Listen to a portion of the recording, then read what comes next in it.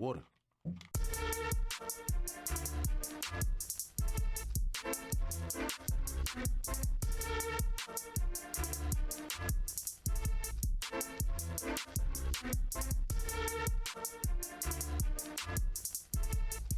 What's going on, ladies and gentlemen? We thank you for tuning into the Sports Life and Everything Else podcast, aka S.L.E.E.P, where sports, life, and entertainment collide. Presented by the away team and coming to you from the top shelf, produced by Excellence! My name is Michael Roberts, aka Mike on the mic, and I'm joined by my co-host and good friend, Mr. Taylor Super. Taylor, what's going on with you today? What's going on? Hello there. What's going on, everybody? How's everybody feeling? Yes, sir. Yes, sir. I'm pretty sure everybody's good unless you're having a bad day. And if you are, Nobody see if cares. we can't turn that around. No, nobody cares. Taylor said nobody cares. Ain't that a shame? Yeah. All right. Well, we are joined this week by our third guest, born in Newark, New Jersey, and raised between Jersey and New York, since we know, Newark is North Jersey. He's a sports writer, media marketing and production entity, a journalist, former NBA insider for Bally Sports Network. He's worked with CBS. He's worked with The Source magazine. He's done a lot of different things, and he's the mind behind Scoop B Radio and Scoop B Selects, Mr. Brandon Scoop B Robinson. Yeah. What's up? What's up? Sue Bear, as well as Mike Roberts, and excellent. What's going on? Yes, sir. Yes, Man, sir. I'm good. Welcome. We're very glad to have you on the show, and we're glad you was able to take some time out of your busy schedule to give to us. Of course. I would have it no other way. I'm the first Zoom guest. No doubt. No, you are the first Zoom guest. We had our second in-person guest last week, our last episode, with Flip Murray, and now we have our first Zoom guest with Brandon Robinson. So we're trying to move up, trying to elevate just a little bit. You ain't trying. You're doing. Congratulations on all your success. Exactly. You, No doubt. Thank you. We appreciate it. Hit that subscribe button on the YouTube page and follow us on Twitter and IG at Sleep is for You. That's S.L.E.E.P. I.S. the number 4 Y-O-U. And Sleep is for You 2.0 on TikTok. You can listen to audio episodes wherever you find your podcasts. And make sure y'all subscribe to that YouTube page because we're trying to spread like Rolls Royce doors. Swivel action.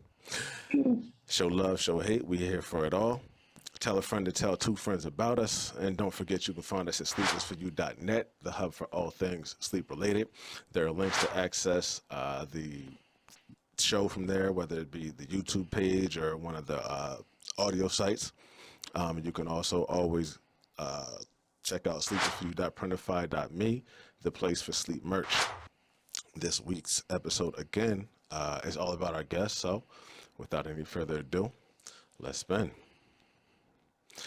B, we're started the NBA season at this point, and we've had a couple of things go on so far, but I guess we'll start from the beginning and start locally. So in this past offseason, the Sixers added Paul George, Caleb Martin, Reggie Jackson, Eric Gordon, and Andre Drummond. They brought him back, just to name a few of the people who they were able to acquire during this offseason. So what are you feeling about the Sixers' odds and the Sixers' chances? I mean, we all know it depends ultimately on health and, how long Joel Embiid is able to play, and the same with Paul George. And it's been announced that Joel Embiid is not going to play any back-to-backs this season, which Taylor finds hilarious. But what are you thinking about the Sixers? What are you hearing about the Sixers? What's up with that? Well, you can't predict the future, but what I can say is that when you look at the Drummond signing during the offseason, I know that there were a few suitors of Drummond, including the Sixers. The Grizzlies were one of those teams. The Dallas Mavericks and the New York Knicks were there. But I do know that one, and B, personally calling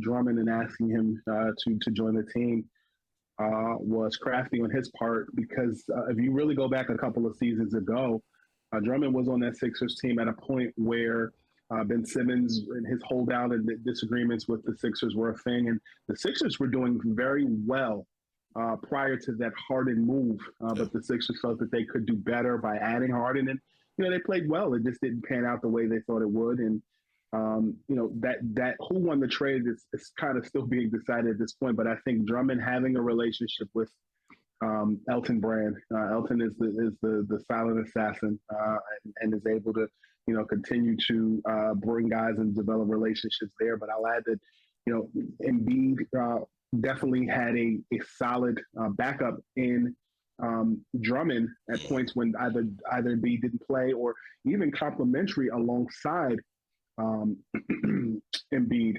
I think also the surprise last season was and one in Kelly Oubre playing well and playing into a position at a point last season, going into the season where nobody else wanted him. I had conversations with execs and people in the know out in Atlanta, out in Dallas, and even the Lakers. The Lakers were almost a team that kind of wanted to swoop in. I know that Rob Pelinka and Kurt Rambis were kind of on the fence about whether they were going to bring in somebody else that they ultimately brought in. But to keep it Philadelphia, I can say that Drummond is the greatest insurance policy there. And I'll echo what Flip Murray said recently on your pod, where he said that you need a guy that can get to the rack, and Paul George, and Paul George is that guy. The thing that I am a little concerned about is the longevity of Paul George's health, as well as the mental space. There's some things behind the scenes that I do know, as far as he and just making that trip from west to east. But I think they're just as competitive as the Knicks, just as competitive as the Celtics. And, the Celtics are, to beat the champs, you got to beat the champs. So the Sixers are going to have to go through the Celtics and, the popularity that are the Knicks right now, and then bringing in Cat and some of those other pieces that were already there. Mm-hmm. Definitely. Well, we definitely remember when Drummond was here before, and how he was able to fill in as big behind Joel Embiid. And obviously he didn't replace his scoring production, but he was able to hit the boards and be a solid rebounding threat, and also a good defender for the team. Same type of player, same type of mobile, versatile, power forward center that can pass, that can rebound his ass off. Just a new coach. And added pieces, as you mentioned, some of the other guys that were added to the team. And so Jackson is being one of them. And, you bring in a cast. I think KJ Martin is going to have more of an enhanced role this year. He kind of, was pushed. You mean Caleb Martin? Do they still have KJ Martin? Yeah, Kenyon Martin's son. He's still on the squad. Okay. I thought he got up out of here. Never mind. No, Continue. KJ was part of the Harden, the James Harden trade to the Clippers. KJ's still there on the team. Yeah. So it's funny because Batum ended up going back to the Clippers. He did. All said and done. There's no more left from that trade but KJ Martin. Yeah. No. Yeah. And KJ was not used a bunch last season, and I think that he could fill a similar role this year that Oubre did last year, in the sense of nobody saw him coming. Gotcha. So I think KJ, just as a viable role player, he can do his part. But as far as just the overall infrastructure, you still have Maxey, you still have Embiid, and you have an insurance policy in Drummond. And I think Philly is competitive. I think that again, though, it comes down to injuries. You look at or rather health. You look at the playoffs last year. I mean, even the Sixers, to get to the point that they got last season, the trade deadline really benefited them because, one, you had the domino of Embiid getting hurt in that Warriors game earlier in the season where we were talking MVP, and really I felt he had nothing to prove and he should have stayed out. But you brought in a Kyle Lowry, who, just from a veteran leadership perspective, I like him and alongside Maxey at certain points during a portion of the game, because it shifts Maxey to the 2 spot, and it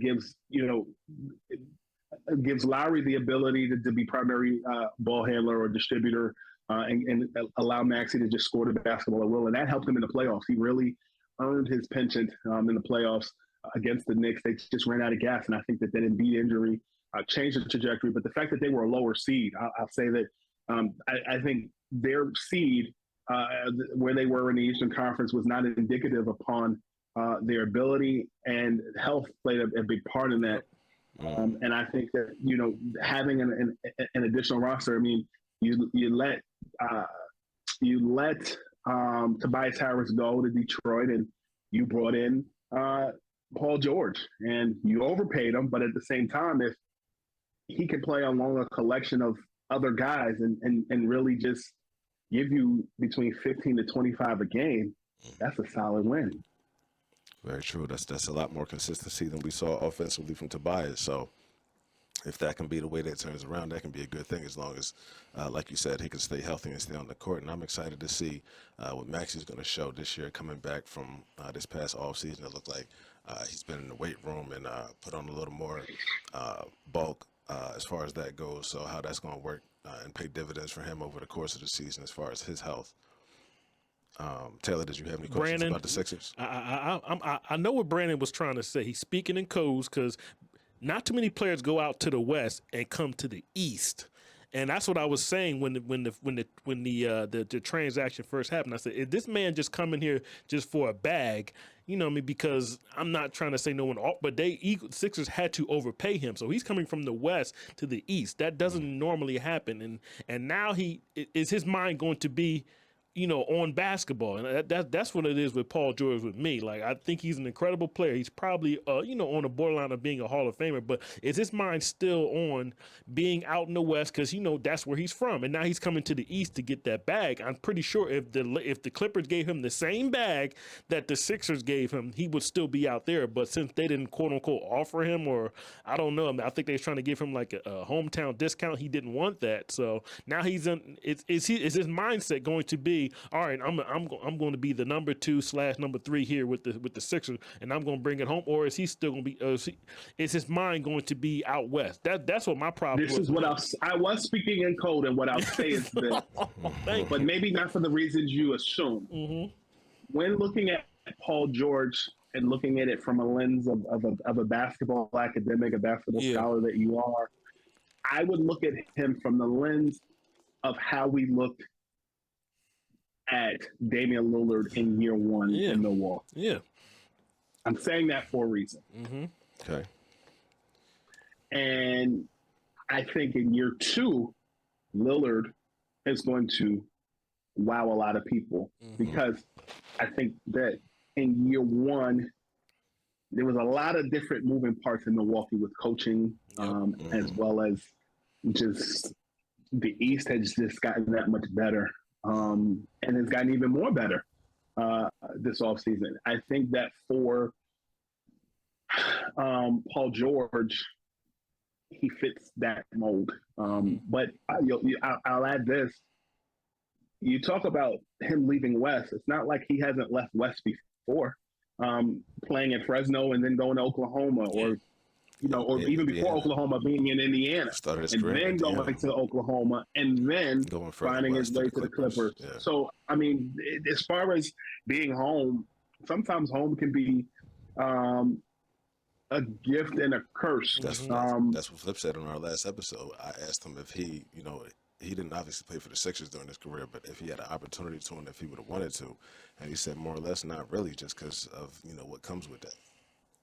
Listen, I didn't play in the NBA, but working in media and having moved around, both as a kid as well as an adult, there is a pressure in being home and people having access to you and wanting to go to all the events, wanting tickets, wanting this. There's like you have to have someone who is a buffer who tells you no or says no for you, or you have to say no yourself and you have to be the bad guy. And everybody can't do that. You look at the course of history, just off the top of my head, Mark Jackson and Rob Strickland, both being from New York and playing for the Knicks, out of college. There was pressure of being, home, and ultimately Rod left and went other places. So did Mark.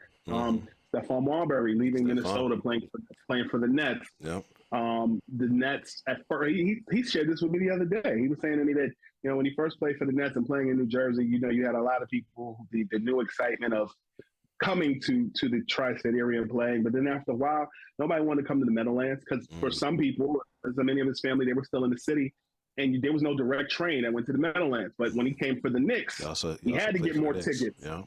And that was a whole different pressure because the Garden is the Garden and New York is New York. But that pressure of playing home, maybe Paul George playing in Philly is what he needs to kind of get away from the monotony of if I can make a comparison, you guys have been on planes, you've gone on trips. How much more relaxing is it when you leave home and you lay in a hotel bed and somebody's preparing food for you? You wake up when you want. You don't have kids next to you. You don't have your significant other next to you. You don't have this person calling about this. There's a level of freedom that you have because you're not home. Some of that parallels to playing in the NBA, but it doesn't because it's still a job. But that being home and Paul George's aspect of being with the Clippers so many years, I also think he has something to prove because you look at the Clippers and you look at Kawhi, who won't, who's out indefinitely, you know, and now you're dependent upon Terrence Mann, as well as James Harden and Ivica Zubac. And don't get me wrong, I like Ivica's game. I like Terrence's game. Terrence just signed an extension this offseason. Now it's more playing time for guys like Terrence, but Norman Powell is going to have to step all those other guys. So if I'm Paul George, maybe leaving the Clippers was the best remedy for him because the West has also gotten better. And then the Eastern Conference, it might be an easier trajectory depending on what happens with the Celtics. If Kristaps Porzingis comes back 100% after the holidays, you know, you look at the Knicks and, you know, it's not a foregone conclusion that the Knicks got better. Mitchell Robinson is still out for a long period of time. You know, it's not a foregone conclusion and a guarantee that the Celtics are just going to repeat. And also, the Pacers are still in the Eastern Conference. We don't talk enough about that. Yeah, the Pacers are there. The Magic are still in the Eastern Conference. Like you said, the Bucks, the Bulls, who I'm going to come back to, but they just got I saw Lonzo was playing in a game a couple of days ago. Cleveland, they got Darius Garland coming back off injury, and he you know was talking like he really has something to prove, and he has a chip on his shoulder. So, you know that all those things are going on, and you know we were talking a little bit about the Knicks, but we did see, like you said, that they added Cat. They also added Mikal Bridges over the offseason. What do you think about what the Knicks were able to do with their moves, and you know where you see them going during this season? Well, I think the fit, or rather the move, fit both Minnesota and the Knicks equally. Anytime you're playing in a Knicks system at this point, Jalen Brunson is ball dominant, and you need some guys that kind of move off his wave. And I think that's why he and Julius Randle in the long term, both because he wanted more money. Well, I think they could work, but it was a combination of him wanting his money, the Knicks not wanting to pay it, and the Knicks not wanting him to walk this offseason for nothing. And so when you look at Minnesota, he fits because Karl Towns was expendable. Naz Reid was waiting in the wing, and you still have Rudy Gobert defensively. I also think that when you look at the Minnesota Timberwolves' point guard position of Mike Conley Jr., he's a lot more laid back and a different type of point guard than Jalen Brunson is. Yeah, you have Anthony Edwards, but you have another alpha male, alpha dog in Julius Randle, who to me has always exemplified blue-collar LeBron James-esque type fit in a system, meaning, you know, scorer, but a forward that can distribute the basketball and still command double teams. I use this analogy often. Anthony Mason, in his one All-Star season as a member of the Miami Heat, had to battle for the ball alongside Tim Hardaway Jr., who was a Hall of Famer. And so when you look at Julius Randle in Minnesota, he fit because he has so many of those things that a premier forward has, like a DeMarcus Cousins and LeBron James and some other people. Karl Towns is a lot more laid back, and Karl Towns can legitimately play positions 3, 4, 5. In that Knicks system, he can stretch the ball, make the opponent on the other team guard you on the perimeter at the 4, 5, and then free up the inside so that he can pass the ball when he needs to there. And, of course, move off screen and rolls. There's so many things he can do. I think 10 years from now, you're going to look at Karl Anthony Towns and his role on any team, how you look at Al Horford, because their skill set is very similar in how they came in and how, you know, they expanded their reach, shooting, passing the ball, and just things that coaches and executives like as far as leadership and more. But I think in this Knicks system, the thing that I think that the Knicks will miss is Dante DiVincenzo quite a bit. from a shooting perspective, because not only did you move him to Minnesota, but then you moved Bogdanovich to Brooklyn to get Mikal Bridges. Now, where I think the Knicks improved was bringing in Bridges, which was a defensive cog that they needed. He was a primary option in Brooklyn because Brooklyn no longer had Kyrie or Kevin Durant because they were moved, and they brought in Mikal Bridges as that replacement. But the Nets were building around Cam Thomas for quite a bit, and have the cap space to do more in the next couple of years to compete in the Atlantic Division in the Eastern Conference. But to keep it Knicks, I do think that they have pieces. I think you also look at Kolek, who in the preseason has impressed a lot of people in his ability to distribute it more. I'm interested to see where Deuce McBride fits long term for the Knicks now that they've identified Kolek as a solid backup, because I think Deuce McBride is going to command a contract on a team in the near future. I don't know what his contract situation looks like. I don't want to be quoted as saying what it is, but I think he's definitely a scoring guard, but Kolek is more of a distributing guard. When I look at just some of the other pieces on the Knicks infrastructure, I think they've done well. I think the trade helped them. But again, I think Mitchell Robinson's health, defensively missing him, and not having a shooter, an additional shooter. I think they need like a DiVincenzo or a Bogdanovich along. They a couple weeks ago let one of the shooters go there, hurt his shoulder, and I think ultimately I think they still need like one more tough piece, whether that's one of the Morris twins coming in, it's just an enforcer or something. I think they need one more shooter and one more big man enforcer, like a Kenyon Martin or like just a bully. Like and a I think Oakley.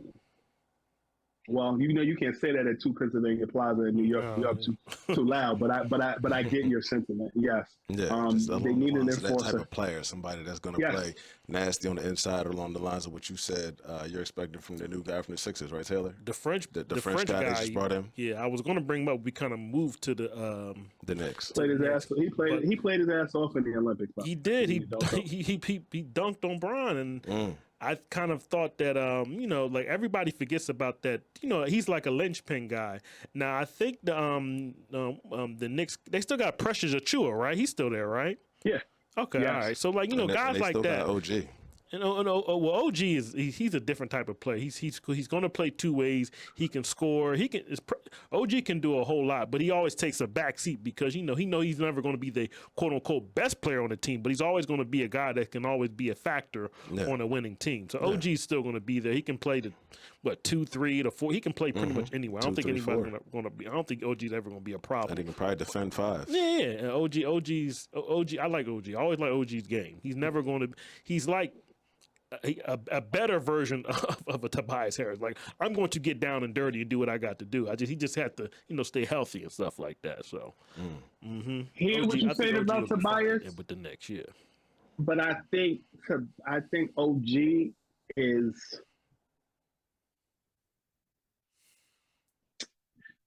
I don't agree about the Tobias comparison, but I understand what you're saying. I think OG for the Knicks gives you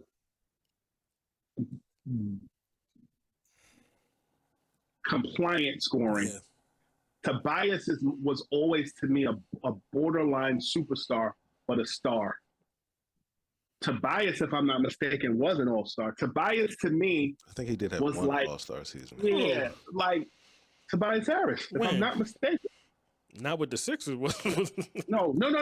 This was like Detroit or Orlando. God, when he came with the Sixers, he didn't. It just never happened. Well, I'll say this because I know you guys are Philly based. I always felt that the minute that the Sixers decided to pick up Tobias instead of run it back with Jimmy, Tobias has always had a target on his back.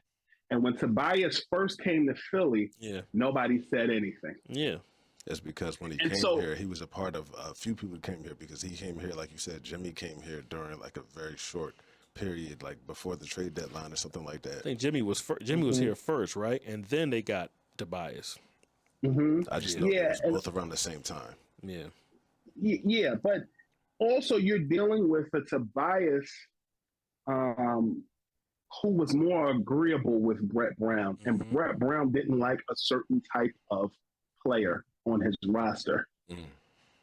And I think Brett Brown at that point was the NBA's version of Jeff Fisher, where he stayed too long. Yeah. Um, and And being here through that whole process, all them losing seasons and stuff like that definitely didn't help his resume. Brett Brown will end up replacing Greg Popovich at San Antonio when Pop decides to retire. He is more, to me, has always been like a more of a San Antonio, Utah, Indiana guy, not a Northeast basketball fixture. And I also think that when he coached in Philly, he struggled with how to use Ben Simmons because he had so many gifts and how you channel that. And I think towards the end of his tenure, they used him more of a small forward and used him similarly to how the Heat used LeBron in year 2 and had Shake Milton playing alongside of him. And I think that's a whole nother story. But Jimmy Butler, to me, would have solved so many problems had he stayed up until this point. Yeah. I agree with that, especially, not last season, but 2 seasons ago and the year prior to that when he was really on a tear. Till you have any other questions about the Knicks? No more with the Knicks, man. I mean, I think they overdid it, and the Knicks fans should be happy because now their team is quote unquote loaded and they're ready to go. So, I'll add, Tobias Harris actually was not an All-Star. He was close to being an All-Star selection, but he was not, and that was my bad. I made a mistake. Yeah. Okay. I'm on Tobias Harris. Listen, You on as soon as I heard All-Star and Tobias Harris, when was this? Nick, I must have missed that. Where was I in the grave? Where was he at?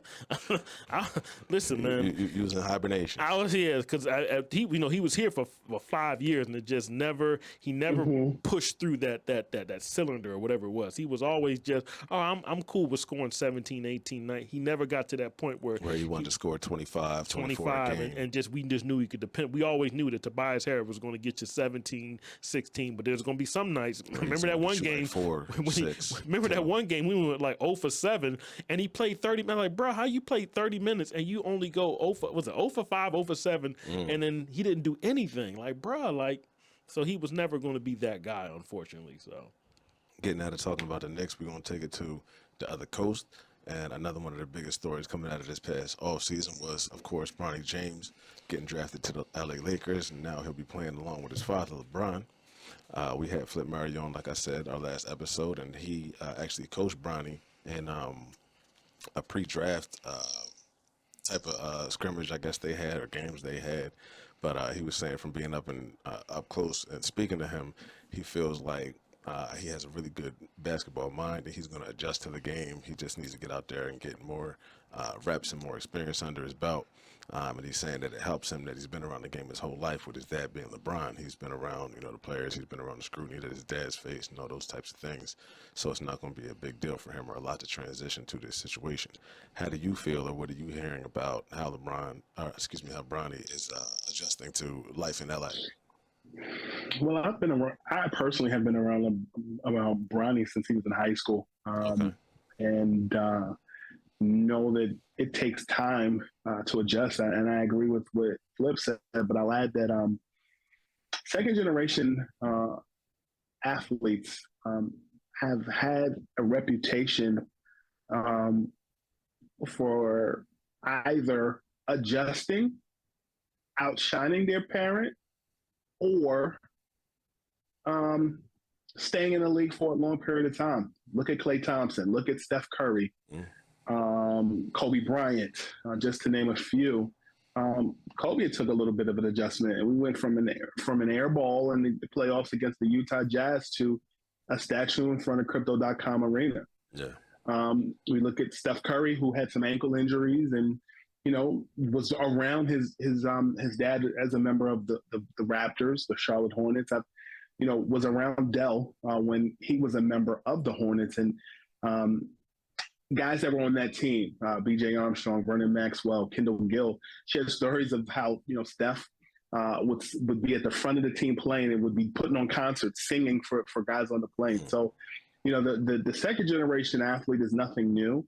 And I'll add actually that Kobe, in fact, was probably actually a third generation ball player. Somebody else in his family played as well. I think either his grand or somebody played. If it wasn't the NBA, played a professional sport as well. So to dial back into LeBron and Bronny, it takes time. I mean, we're not that far removed from Bronny being a McDonald's All-American to going to USC, having a heart issue, playing through that, coming back, and then now being acclimated and getting acclimated to the NBA game. I don't know about you, but at 18 years old, taking our professions aside, the adjustment from your senior year of high school to being a freshman at Eastern University to being a sophomore at Eastern University, it goes like that. Could you imagine playing for the Los Angeles Lakers in that period of time? This is true. So there's a lot to digest, and I think for folks who may not be in his position, it's just, oh, well, he's rich, oh, he's this, he's that. That's at face value, which you can judge it as, but the actual process of going through it, I think, is entirely different. And I don't think we've really seen someone of LeBron's magnitude usher in, meaning his superstardom, ushering in their kid and their kid being successful. You didn't see that with Michael Jordan, and I'm not implementing that into the GOAT conversation. What I'm saying is it's very difficult to not only have the same name as your dad, but actually be drafted, but being judged by your last name as in comparison to your body of work. And I think Bronny is going to be his own man. I never really looked at Bronny as a superstar, and he doesn't need to be. Yeah. I was always of the notion that going to another team would have maybe allowed him to be more free and also thrive. But I also feel like he who holds the gold makes the rules. So the fact that LeBron James, his dad, plays for the Lakers, the fact that he wanted and his son wanted, and Rich Paul, his agent, wanted Bronny to get a guaranteed 4-year deal, you wouldn't have gotten that anywhere else. So in that instance, yeah, that does make sense. But there are guys who are solid role players who last 10 to 15 years. Names that come to mind off the top of my head include a P.J. Brown, include a David West, guys who were good at their position and were coachable. I think Sean Livingston Ronnie is a could name be in that comes that. to mind. What you said? Sean Livingston is a name that comes to mind as a guy who just kind of carved out a role in the NBA and was able to have a long career. Yeah, Sean Livingston and more closer to Bronny's position.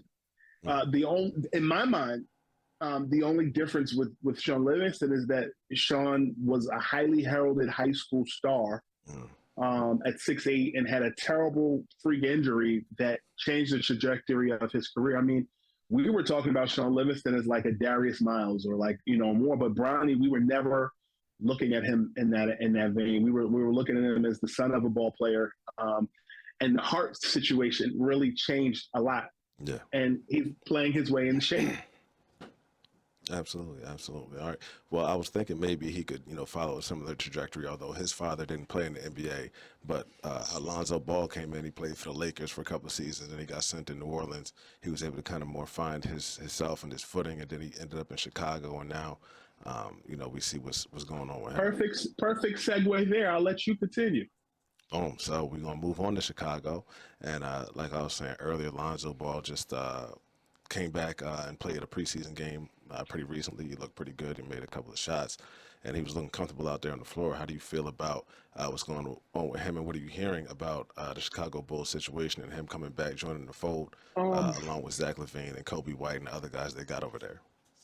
I spent some time with Lonzo last season in Chicago, and he told me, and he pretty much held on to his word, he was going to take his time and get it right. Having the type of surgery that he had, it was a replacement, and to get, it was cartilage replacement. And I mean this respectfully, I'm not trying to be funny. You hear this more with people who have car accidents or people who are lay people. You don't really hear that type of surgery with athletes who are in their late 20s, mid to late 20s or early 30s. And you wonder how that process is going to affect their playing career because it's not their it's just it's uncommon, you know. But I think for Lonzo, you made mention of the fact that there were such high expectations for him and more. I think getting traded to New Orleans retempered people's expectations because people looked at Lonzo as the second coming of Jason Kidd, and a lot of that was because he was light skinned and from and was able to. I was going to say from California, but one is from Northern California, one's from Southern California. But just the triple double threat, light skin, and you know, I think in New Orleans it allowed him to become a defensive presence.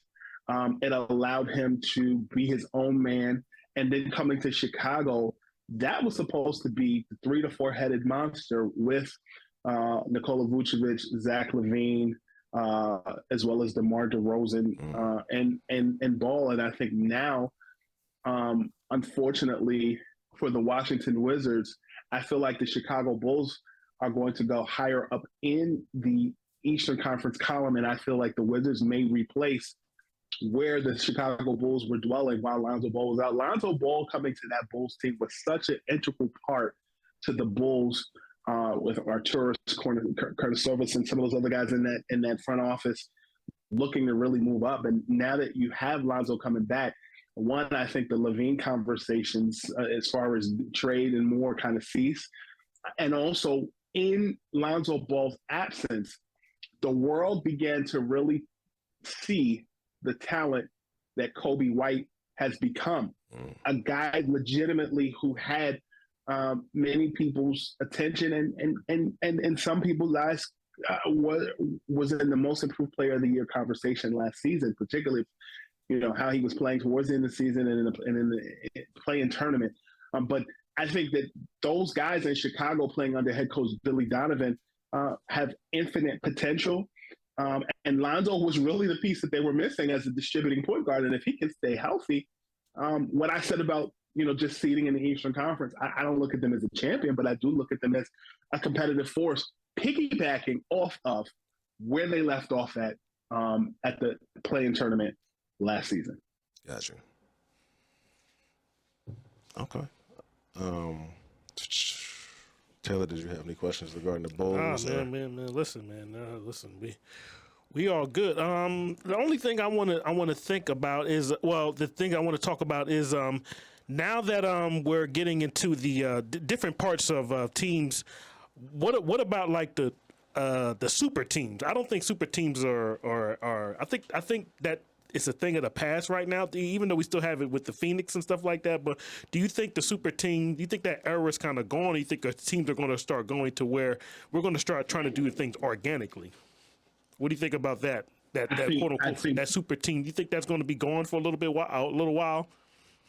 Yeah, I think with the restructuring of the collective bargain agreement and the TV deals and more, every team has a two-headed monster. Yeah. I think that after the Lakers and the Clippers made moves in 2019 and 2018 respectively, the super team era and how the small teams or smaller market teams have found, like the Denver Nuggets of the world, the Miami Heat have found their way to the NBA Finals. Going to the Knicks and going to the Lakers are the exception to the rule because those are established franchises. But you're looking at the Oklahoma City Thunder, who built organically, as well as the San Antonio Spurs, who did the same thing and are growing. Chris Paul going to San Antonio, playing alongside Wemby, revitalized, I think, CP3's career about 2 or 3 more times. And, you know, this isn't the first time he did that in Oklahoma. That was the case study. And in some aspects, I think Phoenix was the case study as well. But I think when you look at the Oklahoma City Thunder as well as the Minnesota Timberwolves, those are case studies in organically growing and, you know, being actually going further. Like it was daunting to me that when you looked at the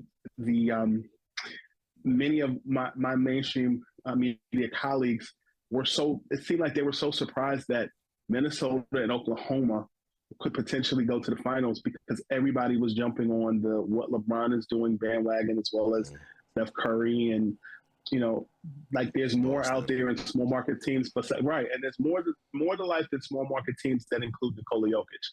Like Minnesota and Oklahoma could legitimately make an appearance in the NBA Finals this coming or during this season. But I'll add this: when you looked at the NBA Finals last season, many experts didn't give the Boston Celtics a chance against the Dallas Mavericks and just jumped on the Luka and Kyrie bandwagon as well. Mm-hmm. That's true. And so the opposite can be true, that you could still be a major city, good point there, Mike, and still dominate. But the Boston Celtics themselves grew organically. Jaylen Brown and Jason Tatum, they were drafted. Were drafted around the same time, and you add pieces that complement them. Derek White, has bounced around quite a bit and found a home in Boston, and it's a feel-good story. So I think you're going to see combinations of people growing. I also think you may see guys take less money to go elsewhere, like how like a situation where like a Carmelo Anthony, when he was in Denver so long, he goes to New York and he sets himself up for life post-playing career. Going to New York because you get all the branding and the alignment of Dolan. The same could be said for like someone, not him specifically, but someone like a Jimmy Butler who maybe will go to another team where it's a major city, and he can they can set themselves up for life post-playing career after maybe playing in a smaller market. And Miami's not a small market, but in comparison to New York or LA or even a Boston, sure. Yeah. Or somebody like a John Morant leaving a Memphis. I'm not saying he is. I'm saying someone in a situation like that, going to another city, and you get all of the benefits of that major city and flocking and growing with them as well. Understandable. So you were talking about Minnesota, and one of the big name guys that they added out of the draft was Rob Dillingham. And, they're expecting big things from him coming this upcoming season. Which rookie or which of the rookies do you feel can make the biggest impact on his new team? I really like what you said about Robert Dillingham. I've been familiar with him and his game since he left a high school in North Carolina playing for Jeff McGinnis and going to Kanye's Donda Academy. Jeff McGinnis. And then he went to Donda? All right. Robert Dillingham? Yeah. Yes, he did. All right. It's funny. I actually became familiar with Robert Dillingham by accident. I was reporting the story about Kanye's school a few years ago and mentioned that Robert Dillingham was actually the first guy that was transferring over there and was giving more information. And he was in my comments like, okay, we get it. You got the story. Let's move on. And ever since then, I've paid attention to him, because of the moves that he made and going and creating his own destiny, going from Donda and then Donda closing and then going to, I believe, Overtime Elite and playing there and then going to Kentucky. I know that there were some political roadmaps as to why he was not named the McDonald's All-American. And I actually think for him and his high motor was the best thing that ever happened to him, going to Kentucky and then going to the draft, because he was so highly heralded. And he goes into a situation in Minnesota where it's already built and he's already respected as a pro because he's been around the pro game for so long. And I think that if I can compare Dillingham's trek to a person who took the road less traveled to get to the NBA and develop a older man or a vet's game, I would compare his trajectory or his ability to move around and build a name for himself to Brandon Jennings, going to Italy and playing and getting in that contract with Under Armour and getting Sonny Vaccaro, working with him behind the scenes to get him that deal. And then, he was at Arizona and didn't have the grades to start his freshman year there. And he took the route of going to Italy and then getting drafted by the Milwaukee Bucks. Dillingham's trek reminds me so much of Brandon Jennings in his check. So the name Dillingham to me rings bells like Sundays at 12 o'clock, and I want to see him be successful in Minnesota. No doubt, no doubt. Well, he's going, like we said, to a burgeoning situation with a team that's definitely on the rise with Edwards and the other guys they got over there. So real quick, we're going to get into this episode's edition of Top Five, and I figured since our last episode we had on Ronald Flip Murray, and this episode we had on Brandon Scoop B Robinson, we should kind of do a nickname theme. So this week we're going to be listing our top 5 sports nicknames. Okay, I'm with it. All right, so B, since you're our guest, we'll let you go first. Well, I'll show love to my OG. I'm cool with both of them, but Kenny Smith is the original Jet. Jason Terry was named the Jet, but Kenny had it a bit longer. So I like the name the Jet. I think it's smooth. It exemplifies a guard. It exemplifies a guy who is just cool. And I've always liked the Jet nickname. Okay. Cool. Well, I'll start with my number 5 guy, and it's going to be another cool guy, another cool nickname, George Gervin, the Iceman. He played before my time. I didn't get to see him play other than maybe clips on YouTube here and there, or highlights during NBA games. But just the fact that ended up being his nickname, and I thought that was really cool. And it brings back memories of the commercial that he had where they had the ice throne and he was sitting on there. I thought that was pretty smooth. So T, who you got at your number 5 guy? Man, Rain Man. Sean Kemp. Sean Kemp. I love that name. I mean, that was my dude back in the day. So the Rain Man, I love that name. I mean, come on, man. I mean, I don't think they'll ever have names like that that'll fit a person like that. So yeah, Rain Man. That was my guy, Sean Kemp. Yeah. And it's sad to see how nicknames have kind of disappeared. Like you don't get those unique nicknames like that anymore. Now it's like PG or CP3 or things along those lines. But taking it back and just giving a little salute to the guys that had the solid nicknames back in the day. So B, who you got at number 4? 4, I have the Dream, Hakeem Olajuwon. Okay.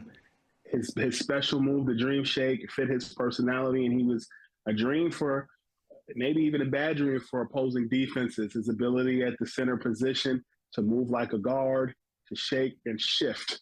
He was one of the architects, to me, of big men playing small ball basketball, and he is still relevant in today's game. So the Dream, Hakeem Olajuwon, is my number 4.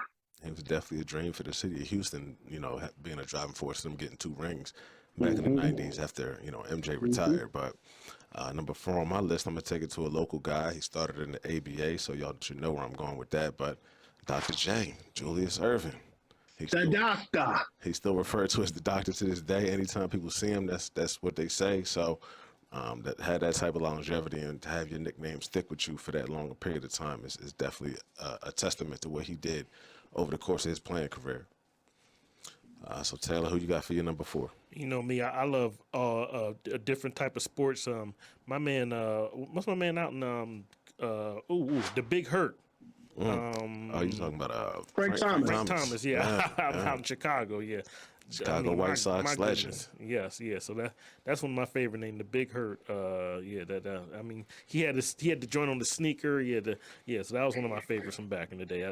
He would be my right there in that top, in the top right there. So that'd be my number 4. Yeah. Okay. So B, we're gonna go to you for number 3. Number 3, the big fundamental, Tim Duncan. Tim Duncan. Fundamentally sound, doesn't hurt you. Not a bunch of flash. I tell people this all the time. Oatmeal and asparagus don't have the best taste in the world, but they're good for you and they're good to you. Tim Duncan was both good for you and good to you on the offensive and defensive end in San Antonio. That's my number 3. Okay. So number 3, I'm going to take it to football. And he's head coach of the Colorado Buffaloes, but it's prime time. Deion Sanders. I mean, when I heard the story about how he showed up to his pro day and he ran the 40 and he ran like a 4.3 or 4.2 or something like that, and just dipped. And they they came out to the limo and was like, Deion, you not gonna do nothing else? He said, Nah, I'm good. Took that and rolled it into an NFL career where he played for, the Falcons, the Cowboys, the 49ers, the Ravens. He was able to get a couple of rings down in Dallas. And, there was a period in time in his career where he was seriously a threat as far as being a corner, and you really did not want to throw on his side because there was a good chance he was going to pick it off and maybe take it back. He played both ways for a period of time when he was wide receiver and corner, and he was also returning kicks and punts, and he was a threat any which way you could slice it on the football field. And then he switched it over and he played baseball for a little while. He played baseball games, NFL games in the same day, the same weekend. So prime time is definitely a well-deserved nickname for him, and it fits perfectly. So I Taylor, like it. say it again. I like it. Okay, cool. I like it. So Taylor, we're gonna go to you for your number 3. Come on, man. People forget about this man, Fred McGriff, the crime dog. I mean, McGriff. She's my great this is what I'm saying. Chicago, You don't get Illinois. names like that anymore. When you think about stuff like, I mean, come on, man. And he made the Hall of Fame, I think, a couple of years ago. So Okay. that's one of my favorite names. I mean, come on, you can't forget about Fred McGriff, the crime dog. I mean, come on, man. Everything just goes together, man. It just flows. You know what I mean? Come on, man. So yeah, that's one of my favorite from back in the day. We remember who you talking to? You talking to Taylor? My mind is all over the place. You know what I mean? So yes. Taylor be on different planes when it comes to this thinking. Yep. There you go. There you go. So B, we got your we're gonna do you for your number 2. You ready? Go ahead. For 2K3, I rock the A6, my new kicks. Take a few hits, it ain't nothing. I'm used to it. Trying to build a team, I'm the player you need. Heart like Willis Reed, top team scorer in the league. A zone, please. You know what I'm going with. The answer, AI, number 2. AI. That's Yes, a sir. Philly favorite. Around here saying AI's name that rings all type of bells. So Bubba Chuck. Yes, sir. yes, sir. Bubba Chuck, he held it down for the Sixers for years and years. Mm-hmm. All right, so number 2 on my list, I'm gonna keep it football, keep it NFL, and his career was a little short-lived, but his nickname lives on in infamy, and that's Calvin Johnson, aka Megatron. Megatron. Yes, sir. And the way he played on the field, he was like Megatron. The way he would spoil everything you had going on, any corner that lined up against him knew they was going to be in for a long day. So Calvin Johnson, Megatron, that's going to be my number 2 guy. Taylor, what Who you got, Taylor? Come on, man. I mean, he played in Seattle. Come on, man. We got to go with the glove. GP. GP. Come on, man. Gary Payton. He had, and we talked. It seems like we're coming full circle. We talked about him last week. I mean, Yeah. Gary Payton, who's his son is playing right now. Gary Payton was just a maniac. I mean, so we got to go with the glove, Gary Payton, and every bit of it. The defense, the thing he did, the thing that he was talking, the glove is just awesome. So that was my guy. That would be my number 2 right there. Glove will be out there talking heavy to you Talking and, heavy, and backing you down. locking you up. You know what I mean? Yep. Yes, Gary Payton was insane. He did his thing. All right, so B, you're going to start it off with the number 1s. What you got? Sometimes I dream that he is me. Air Jordan, all that. Air, that Air Jordan, that Absolutely. name just definitely fit with him from the way he flew through the air and his logo, his signature logo with the Jumpman. Absolutely. All right, well, I did have Hakeem Olajuwon at my number 1, but since you threw him in the list already, I'll switch it up and pivot. And I got to go to another cool guy who is still referred to this nickname to this day, but the one and only Irvin Magic Johnson. Magic Johnson, I mean, and just the way that he's parlayed his career into being an entrepreneur. And, when he had to step away from the basketball court, he started with the Magic Johnson Theaters. And, now he's part owner of the Dodgers. I think he's part owner of the Commanders. Washington Commanders, yeah. Yeah. Magic's got a lot going on. And, he stays on commercials. He stays in the mix of what's going on in the NBA. He stays in the mix of what's being talked about, every couple of months. So that's going to be my number 1 guy is Magic Johnson. Taylor, who you closing out your list and closing out our top 5 with? Taylor always keeps it live and local. He always gonna give it to the people that grew up around that area that we talk. How can we forget about Reggie Jackson? Mr. October. Mr. October. Okay. You see, come on, man. We are in mid-October. Yes, so, yeah, I mean, this man grew up around well, here. late October at this Yeah, point. yeah. Hey, listen, he grew up around here. Mr. October, and this man's a champion. I mean, come on, man, Mr. October. Everybody forgets about Reggie Jackson, man. Come on, man. Grew up not too far from where me and Mikey grew up at. So I gotta keep it respectful to my man Reggie Jackson. I mean, come on, he's one of the greats, and then you can't think about baseball and with October. Who you thought I was gonna say? Who?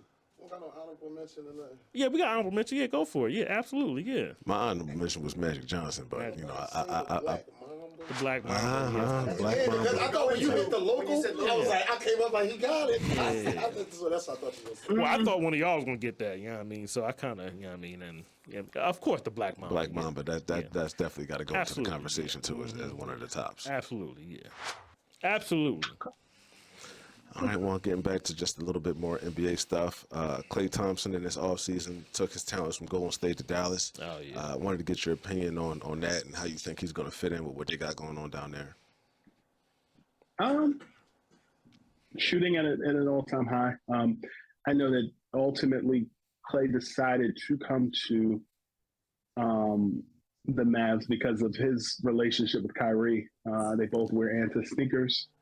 And, you know, them going all the way back to that, but also just competing for years. Klay being a Warrior, Kai being a Cav, and, you know, all of that. And I think that for them, commanding that double team in their system will get easy shots for Luka. Him having his 4 rings definitely is a conversational starter. But I think anybody who plays at the 3 position in that Dallas system will benefit. And so I think, you know, Klay at that position, whether he's a 2 or he's a 3 or however else, I think positions 1 through 3 are so interchangeable in that system, playing with J Kidd. So I think he'll do well. I think he'll definitely be in the conversation in the Western Conference.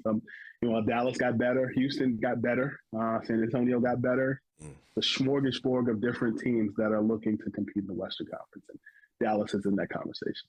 It's definitely going to be competitive when it comes to the West this year. And, you know, ends up getting those top 6 spots, you know, excluding the play-in tournament. Let's see, Donovan Mitchell got an extension with the Cleveland Cavs this past offseason. Any thoughts about how him coming back to that fold is going to work out? And they're bringing back, like I said earlier, Darius Garland. Yeah, you know, you got Evan Mobley. You know, you got some good names down there, and they've been competitive in the Eastern Conference the past couple of seasons. Yeah, Kenny Atkinson and I have spoken off and on during the summertime, and he and I go back to his days as the head coach of the Brooklyn Nets, and he's excited to really get things going and clicking on all cylinders. He also has relationship with some of those guys that are on their roster dating back to his days in Brooklyn. I think Jared Allen, one of the guys that was on that, was coached by Kenny. He's going to enjoy playing in that system. And Isaac Okoro, I think, will benefit quite a bit on that team. The other, even though he didn't play for him in Brooklyn, the other guy that I expect to do well playing with Kenny and was instrumental in bringing Kenny into Cleveland is Karis LeVert, a guy that, you know, once he left Brooklyn, you didn't hear much about him, dealing with injuries and more. But I think overall, Kenny was the top guy. There was one other guy that was in the system with the Hornets that Cleveland was interested in, but they went with Kenny. Kenny almost went to Charlotte a couple of years ago, and ultimately ended up staying in Golden State because the Warriors offered him more money to stay.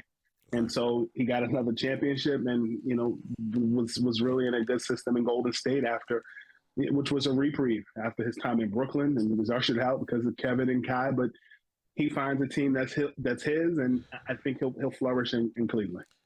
Okay. T, anything else? Nah, man, we good, man. I mean,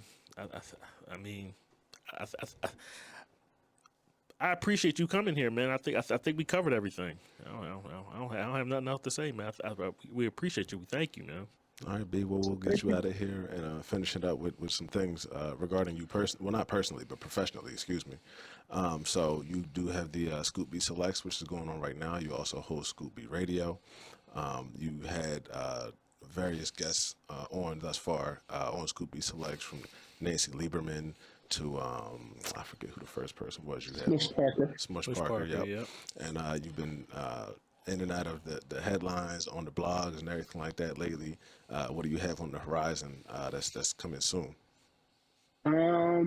November is going to be a big month. I can tell you, Thanksgiving, you may want to make sure you are dialed in and subscribed to Scoop B TV on YouTube, because the interview that I dropped on Thanksgiving week will definitely do numbers. But yeah, man, I mean, all summer, I was on the road just pre-taping a ton of interviews, and you're seeing a lot of that stuff come out. We've had Matt Barnes on as a guest, RG3, and a myriad of other people. And, you know, more of the same will continue. I'm just going through the list of people. You know, My brother, didn't you interview Jim Jones like not recently? Was that a while ago? I mean, I've interviewed him a few times, but that specific interview that you're talking about was Thanksgiving last year. Oh, This Thanksgiving, my nigga, this Thanksgiving, this Thanksgiving, yes, it's gonna have the same effect. It'll be a rapper, and it'll definitely be somebody that you'll want to pay attention to. He's one of my favorite rappers, and you know, he's top 5 dead or alive, so you might want to check that out. Okay. Giving us a couple of hits there. All right. I'm definitely stay tuned. That has a little connection to our last episode as well, but you know, if you know, you know. I got you. But you've sat down and got a chance to ask questions of tons of different people, from, you know, hip hop culture, like we were saying with Jim Jones, to professional athletes in the NBA, professional athletes in the NFL. It's a laundry list of people that you've had a chance to interview. Could you give us a few of the people who you feel like maybe are most memorable, or a few of the interviews that you feel like had the most effect? I'm thankful that I've been able to do it on every level, whether that's radio, television, and print, and more. And outside of my platform, Scoopy Radio, and my time at networks and more, you appreciate the relationships that you build over the years. And I'll never forget last year, I bumped into Reggie Miller at an arena, and he looked at me and said, "What's up, superstar?" And I looked, I said, "You looking in the mirror?" He fell out laughing. But like, my rapport relationship with Reggie goes back to when he was a member of the Indiana Pacers. And I'll never forget being in a visitor's locker room, and he had his Discman, and he had a portable speaker, and he plugged this portable that jack into the CD player, and he was playing the Faith Evans Dance All Night Long remix, and was just jamming in the locker room. And so, you know, that full circle moment you'll never forget. I'll say that, you know, even as a child reporter, and being in the locker room, the first time I met Michael Jordan was memorable, and you know, I tell that story often. You know, being at being invited to Michael Jordan's party a couple times during All-Star Weekend, and it was in Bel Air, and bumping. And I've never told this story publicly. I'll share it with you. Hey, go ahead. I remember being at Jordan's party in Bel Air, and I was in a dark room, and I was talking to Kimball Walker, and there was a fondue station, and they had the pretzels next to fondue. Stevie Wonder walks past me with somebody on his arm. And, you know, I stopped what I was doing. I said, "Kimber, give me a second." And I speaking to Stevie. I said, "Hey, Stevie," I introduced myself. "Good to meet you," and da-da-da. And he lifted up his glasses like this and says, "Good to see you, Brandon." He walked away. Oh my God. Well, that's a wild story. Yeah. And that actually goes back to one of our last episodes, because one time we had you on, we did a top 5 Stevie Wonder songs. Yeah. So Stevie is definitely a legend. He's still out here performing and doing it at his age. I just saw Bomani Jones talking about Stevie Wonder a couple weeks back, and how he went to a Stevie concert, and Stevie just had hits and hits and hits and hits. So we already know what caliber and level of artist and performer he has been over the course of his career. He's a legend. Unfortunately, there will be no more parties, and we all know why. There's not gonna be no more parties. Yeah, the party scene will never be the same. But you know me, listen, I'm throwing. You know, I got to throw the shit in the game. I'm sorry, man. There ain't gonna be no more parties. I think people have to distinguish the difference between award shows, receptions, and after parties and then other stuff. And just because you see a picture with someone doesn't mean that that was that kind of party. You have to distinguish between the two, because if that's the case, everybody's implicated. Let's not act like in my industry people haven't been around the person that you're talking about. Yeah. I had pictures with him. That doesn't mean I was partying like you say. There's levels to that. You know me, I just have to throw shit in the game. I'm sorry, man. That's Taylor. He got. That's me. That's all me. That's how he get down. I know. All right, good people. Well, that's going to do it for our interview with the good brother, Mr. Brandon Scooby Robinson. Thank you, Brandon, so much, man. We appreciate you. Man. Thank you. You can follow the show and subscribe, as always, at Sleep is For You on YouTube, Twitter, and IG. You can look out for audio episodes wherever you listen to your podcast. Take it back to what we were doing before, or you can catch up on the video episodes if you haven't seen what we've done up to this point. Like I said, our last episode featured the Philly great Flip Murray. And we were very appreciative of him coming through and spending some time with us. B, like Taylor said, we're extremely appreciative of you coming through and dropping what you got going on and giving us your insights and your views on what's going on in the NBA right now as we're starting the season. But B, you want to give everybody your handles and where they can find you, where they can look out for what you got going on? Scoop B on Twitter and Instagram, Scoop B TV on YouTube. Subscribe to the Scoop B Radio podcast on all streaming platforms, and visit the blog at scoopb.com. You guys' show has been mentioned on there as well.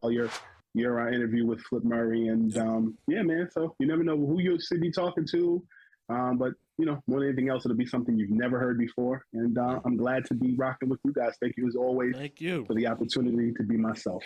Definitely salute for that feature and that story that you wrote for us on the Flip Murray episode that helped us to get a little more traction and get a few more eyes on what we had going on, and I guess kind of helped us to get a little better standing in what we do, being connected to someone of your stature. Taylor, anything else you have for Brandon? Nah, man, thank you, man. I appreciate you, man. I think I've done enough. All right, well, y'all stay tuned. We'll be back with y'all, as soon as we can in a couple of weeks. And y'all be safe out here in these streets, man. It's getting a little chilly outside, so, people get bundled up and they come out with the things under the things. And okay, Freeway. Watch yourself. Water. Excellence!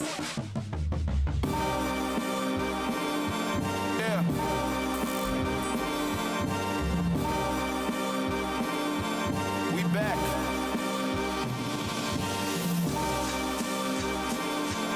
Yeah.